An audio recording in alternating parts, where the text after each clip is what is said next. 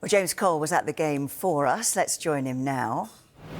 James, two very tight wins for England in the Six Nations. How important was that victory for the development of the team?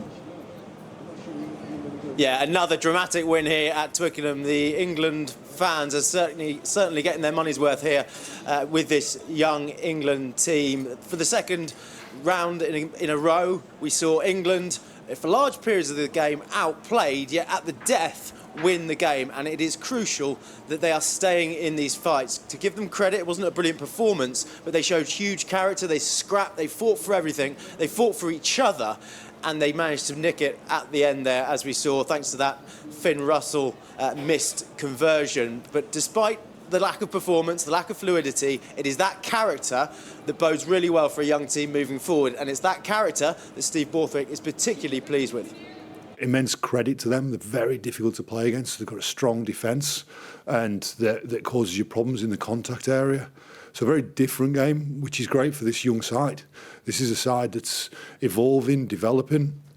We've played, if you look at this last stretch of games through last summer, through the autumn and into here, we played against the very best teams in the world, posing all kinds of different challenges. And today the guys found a way in this tactical arm wrestle to win it. So can Scotland consider themselves a little unlucky not to make history today, James? Yeah, definitely. They felt they didn't quite get the rub of the green when it came to a few refereeing decisions. There were a number of penalties in the second half, which you could certainly say went against Scotland, and on another day wouldn't have been given. Moreover, there was England's first try, Tommy Freeman going over in the first half. There was no conclusive TV angle that I saw that showed Freeman ground the ball. The referee, though, gave it without consulting the television match official, and Gregor Townsend and his coaches certainly didn't think that Tommy Freeman grounded the ball. When you put all those things together, and Finn Russell's missed conversions, 3 of them, they lose by a point. I think they can consider themselves very unlucky. Yeah, we'd probably when I'm looking at the game now in my mind, I've got to go through it 2 or 3 times to see whether we could have got better decisions. I did feel the decision that counted against us for the winning 3 points, where we cleared someone out of the ruck. I just don't know how that's a penalty. We've moved someone off the ruck and they're 2 feet off the ground, and there's no moving legs on horizontal.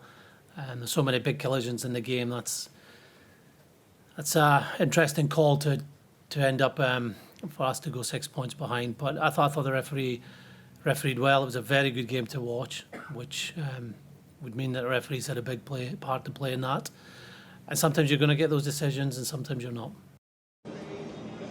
So the Calcutta Cup is finally back in England's hands after 4 years of Scottish dominance. Scotland's Six Nations title hopes are over. England's now remain alive. They have a fallow week, a week off next week. Then they play Italy here the following weekend, and then it's Wales in Cardiff. If England can beat Italy here in 2 weeks' time, they will take the Six Nations to the final weekend and keep the pressure on Ireland.